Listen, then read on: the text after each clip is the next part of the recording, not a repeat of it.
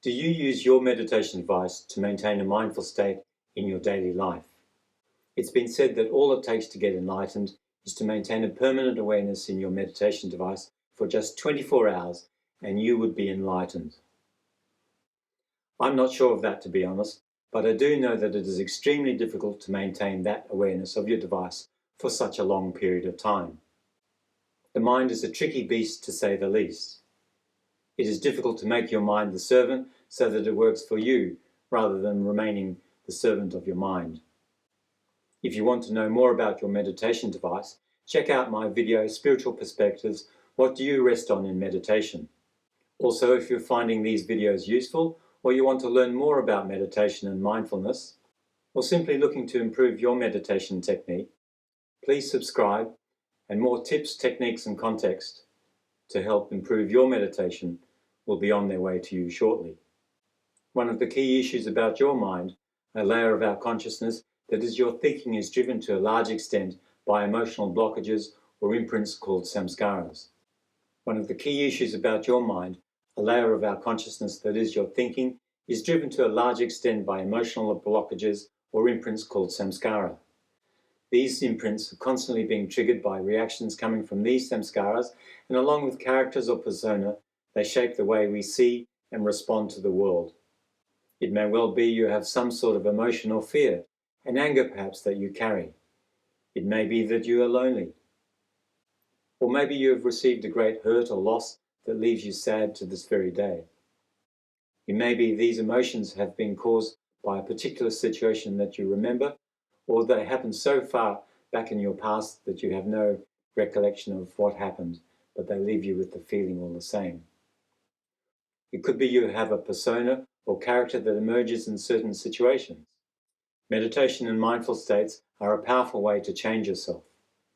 By bringing together these two techniques, we can bring about major change to our way of being in the world. We do this by firstly engaging a strong daily meditation practice. Meditation raises the level of fire in your energy. It strengthens the connection to your higher self, the ego, capital E, the eternal part of yourself. It engages the slow cooking of your astral body, the manasmaya kosha, or layer of consciousness relating to your thoughts and emotions. Second, having identified this emotion, you can take some time in your meditation to feel the emotion, no matter how unpleasant it is.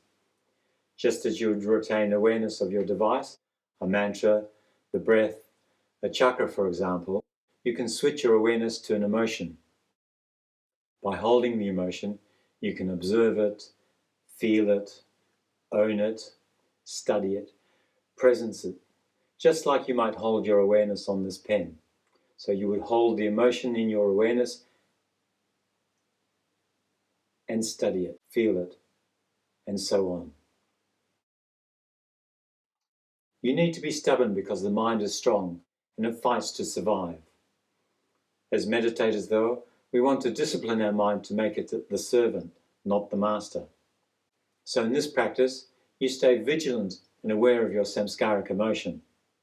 The more you can do this, you will cook the emotion and eventually it will soften, or pop, or yield, or simply just melt away. Sometimes you will feel a change or release of energy in your body, and a sense of freedom or perhaps stillness or lightness will come to you. You will feel lighter and freer. Sometimes it will get more intense before it yields. But that doesn't matter. It is only the final resistance of your mind before you can open to the bigger parts of yourself. Usually the best success comes when you are so sick of yourself and this emotion impacting on your life that you are ripe for the change. The key with this process is to be stubborn, to persevere, like a leopard hunting its prey. Like anything in life, you must persevere with your awareness and the emotional persona will yield.